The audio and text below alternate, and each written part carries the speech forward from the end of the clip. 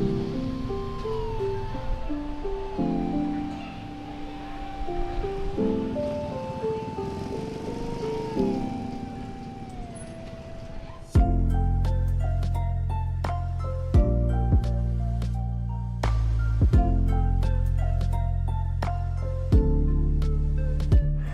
sore Pak Sarjono. Ya. Matur nuwun sangat ya. Terima kasih sudah diterima dan tadi sudah lihat-lihat kondisi di SMK 1 Ngawen. Ya. Ini menarik sekali ya Pak ya. SMK 1 Ngawen ini saat ini kayaknya pertama dan satu-satunya yang ada teknik alat berat di Yogyakarta. Benar begitu ya Pak? Ya. Oke. Nah ini mungkin bisa sambil diceritakan nih Pak. Itu sejarahnya gimana Pak dulu Pak?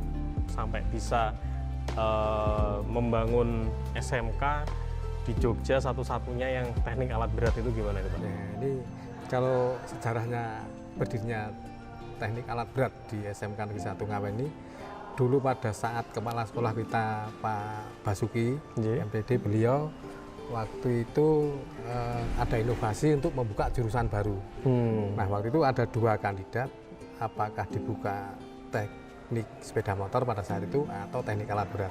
Ya. Nah, tapi dari beberapa pertimbangan kelihatannya yang sangat menjanjikan untuk bisa eksis ke depannya itu adalah jurusan teknik alat berat. Maka dengan dibantu oleh Bapak Samsul Sartono, maka teknik alat berat yang dipilih untuk dibuka pada saat tahun 2015 kemarin. 2015. Oke. Wah, ini luar biasa sekali nih. Satu-satunya dan pertama kali Pak. Nah, selama ini sudah banyak ya Pak ya. Kalau lulusan berarti dari 2015 sampai 2021 udah sekitar 6 angkatan ya Pak ya? Ya. Oh, sudah sekitar 6 angkatan. Nah, apa saja sih Pak kendala atau challenge-challenge yang dihadapi menjadi pionir nih jurusan alat berat di Jogja pertama kali ini Pak? Ya. Secara geografis Jogja ini kan jauh dari industri, terutama industri yang banyak menggunakan output kita. Ya. Karena output kita itu kebanyakan kan mainnya di tambang. Ya. Ya, jadi banyak terserap di dunia pertambangan, terutama tambang batu bara. Ya. Dan itu notabene kan ada di luar Jawa ya. Jadi malah justru alumni kita itu banyak terekrut di daerah Kalimantan, di daerah Sumatera. Jadi seperti itu. Jadi kendala kita yang pertama kali adalah kita jauh dari industri. Ya, sehingga untuk menanamkan mental industri kepada anak-anak itu di sini ya harus tenaga ekstra yang kita sampaikan kepada anak-anak. Ya. Supaya mentalitasnya emang sesuai dengan kebutuhan industri ya Pak ya? Sesuai dengan kebutuhan industri.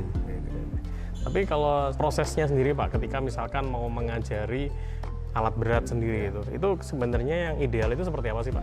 Ya yang ideal untuk mengajari alat berat namanya teknik alat berat ya. Ya kita harus ada alat beratnya. Harus ada alat beratnya. Ya, sementara saat ini kan kita belum punya alat berat ya, bisa dilihat sendiri. Di sini belum ada ya Pak ya? Belum ada kondisi bengkel kita. Masih seperti ini. Ya. Ini SMK alat berat tapi belum punya alat beratnya. Belum punya alat beratnya. Oke, terus kalau misalkan mau praktek itu gimana itu Pak jadinya kalau saat ini Pak? Kalau mau praktek, kalau untuk unit ya kita di industri. Di industri. Ya, kalau siswa yang beruntung itu ya bisa mendapatkan praktikal yang tidak didapatkan di sini dikerjakan di industri. Tetapi tidak semuanya anak-anak itu bisa mendapatkan industri yang katakanlah bonafit lah. Ya kalau yang bonafit kan industrinya kebanyakan malah di luar Jawa. Kalau toh di Jawa pun harus ke Jakarta.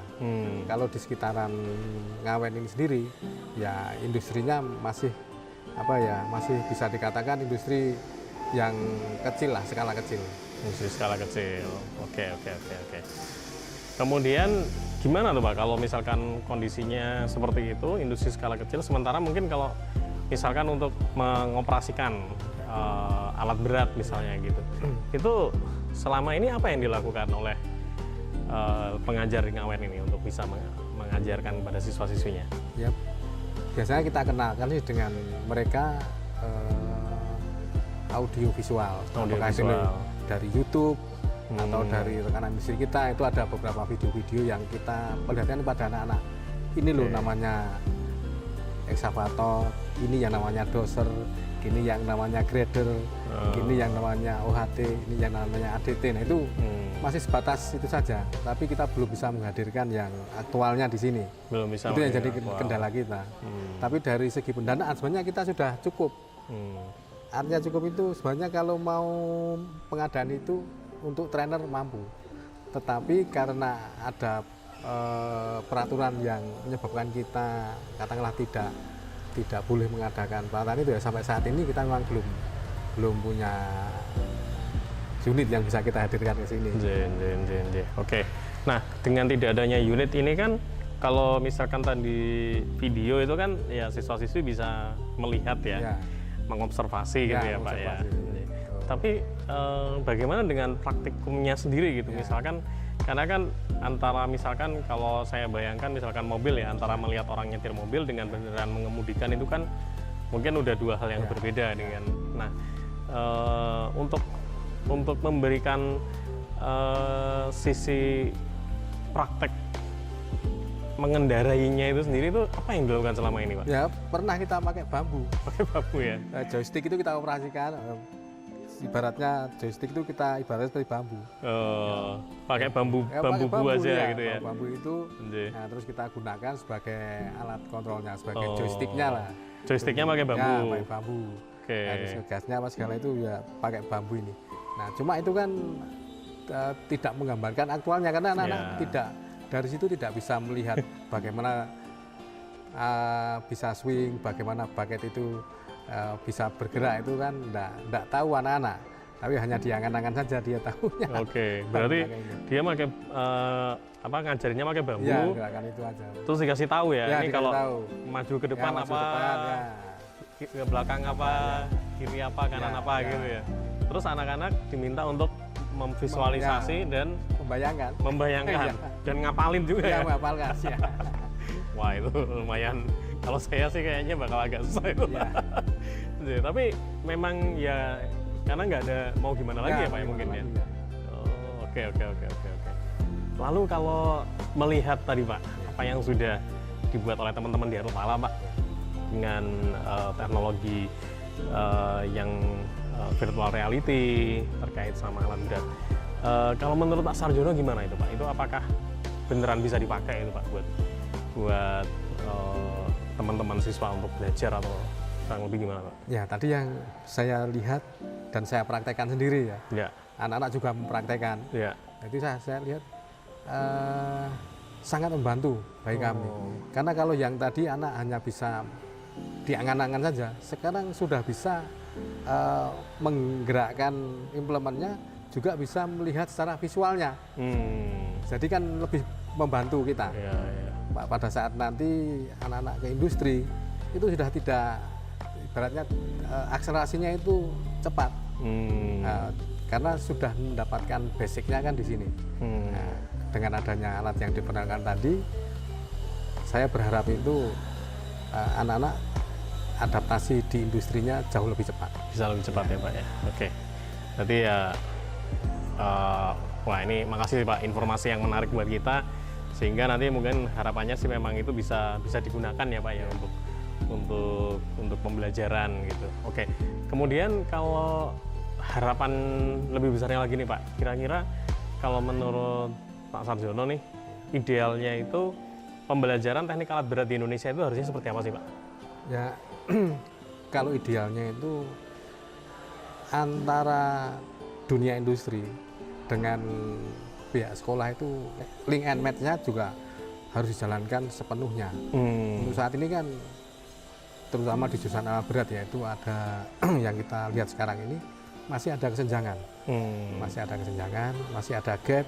Tetapi karena di SMK Negeri 1 Ngawen ini sudah kerjasama dengan industri alat berat yang cukup ternama di Indonesia ini, ya sehingga gapnya itu tidak terlalu lebar. Hanya saja dengan adanya gap yang kita persempit, itu kan akhirnya juga membantu pemerintah dalam hal ini bagaimana mengatasi jumlah pengangguran yang tidak terus bertambah ini. Harapan kita juga moga-moga anak-anak yang dari sini dengan adanya gap yang rendah tadi, industri juga hanya ini ada nilai tambahnya dari SMK Negeri 1 Ngawen. Apalagi dengan alat yang ada tadi itu kan artinya nilai tambah tersendiri bagi kita.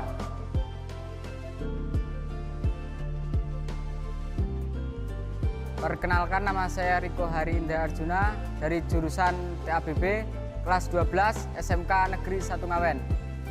Menurut pengalaman saya saat ada di SMK Negeri 1 Ngawen ini sungguh luar biasa. Dalam 2 tahun ini saya dididik dengan baik oleh Bapak Ibu guru untuk menjadi pribadi yang baik dari segi ilmu pengetahuan ataupun segi mental. Dan banyak informasi-informasi yang saya terima dalam jurusan teknik alat berat ini. Dan selama ini kan adanya pandemi COVID-19 itu mengganggu prosesi belajar mengajar kami semua. Sehingga itu prosesi belajar mengajar kami tersendat dan kurang efektif. Dan itu pun sangat menguras mental kami. Dikarenakan dalam sehari itu banyak tugas-tugas yang diberikan dan itu sangat berat bagi kami semua. Dan menurut saya dalam jurusan teknik alat berat ini kami tidak hanya dididik dalam ilmu pengetahuan saja, kami juga dididik secara mental oleh Bapak Ibu guru agar menjadi pribadi yang baik dengan cara bila kami ada kesalahan itu akan langsung ditegur dan diberikan peringatan ataupun diberi hukuman agar siswa-siswi itu jera dalam melakukan kesalahan itu dan agar tahu bahwa konsekuensinya itu sangat berat dalam pekerjaan langsung di tambang nanti.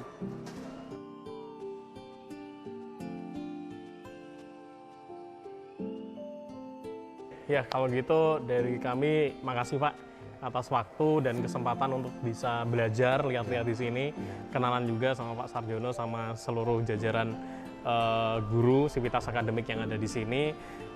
Kami mendoakan semoga SMK Ngawen ini semakin berjaya dan menghasilkan talenta-talenta terbaik ya Pak ya untuk industri, ya mulai dari industri alat berat Indonesia dulu lah Pak. Amin, ya. Cuma kami dari Ngawen juga berharap kepada Arutala itu bukan hanya yang dikembangkan punya hanya ekskavator saja. Kedepannya nanti ada doser, ada motor grader, ada UHT yang bisa dikembangkan di situ, sehingga anak-anak kami juga jauh lebih mudah nantinya adaptasi ke industrinya. Oke Pak, siap Pak. Ya, kita saling berkolaborasi dan bekerja sama ya Pak ya, antara industri dengan dunia akademik tentunya supaya Indonesia bisa maju bersama-sama. Makasih Pak atas waktunya. Sekian dari kami, mari Pak.